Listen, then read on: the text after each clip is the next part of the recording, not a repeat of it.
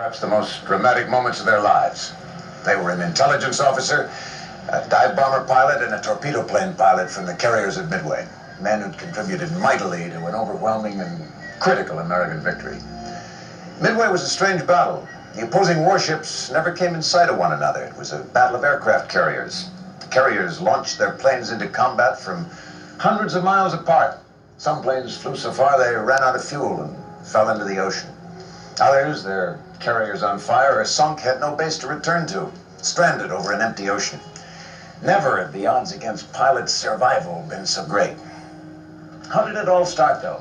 How did the aircraft carrier, that awesome weapon, come into being?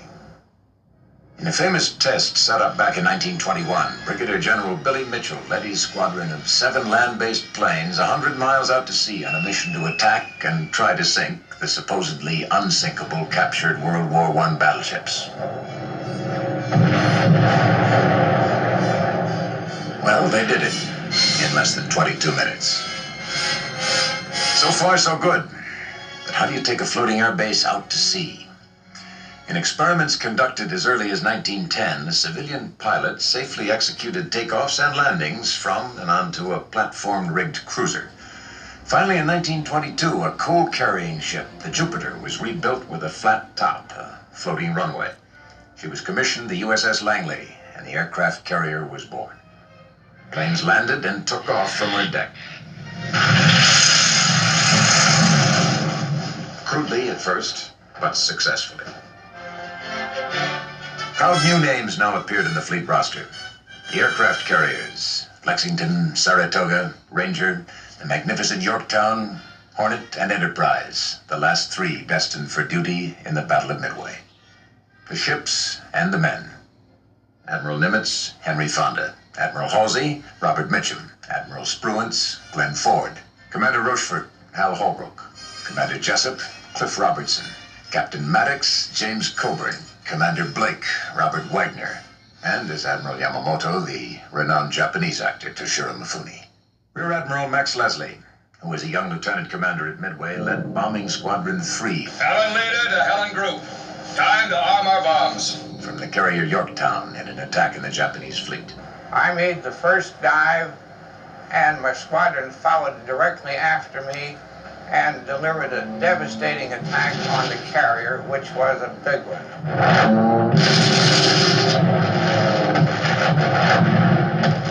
Joseph Rochefort, Captain, U.S. Navy, retired. At the time of Coral Sea, we identified AF as being Midway. Right off the bat, everybody said no. Can you tell us how you broke the code that gave away the Japanese plans for Midway? If you had this flown to Midway, it's a fake message, Admiral, reporting that Midway's freshwater condense is broken down. Instruct Midway to include that in their housekeeping traffic tomorrow. Send us right away. There ain't nothing wrong with a freshwater condenser. Dabrowski, send it.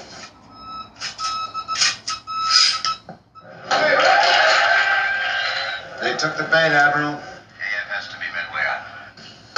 If it's Midway, I'll bushwhack him. The fact that our 3rd visitor, George Gay, is here to talk to us at all today is a miracle. In the Battle of Midway, all 15 planes of Torpedo Squadron 8 were shot down.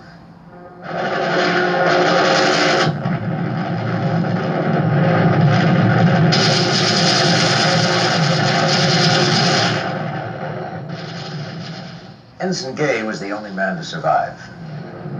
Going into the water, the engine was on fire, and I had already lost my gunner.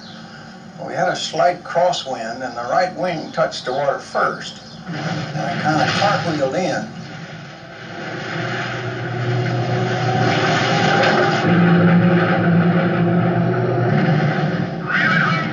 Well, the whole Jap fleet ended up around me, and the carriers were there. They were all burning and blowing up, and I was sitting right in the middle of the whole thing.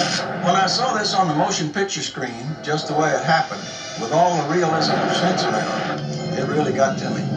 Through a long day and night, he floated in the ocean until he was picked up after the battle by one of our rescue PBYs. Beyond question, Midway was the turning point of the war in the Pacific.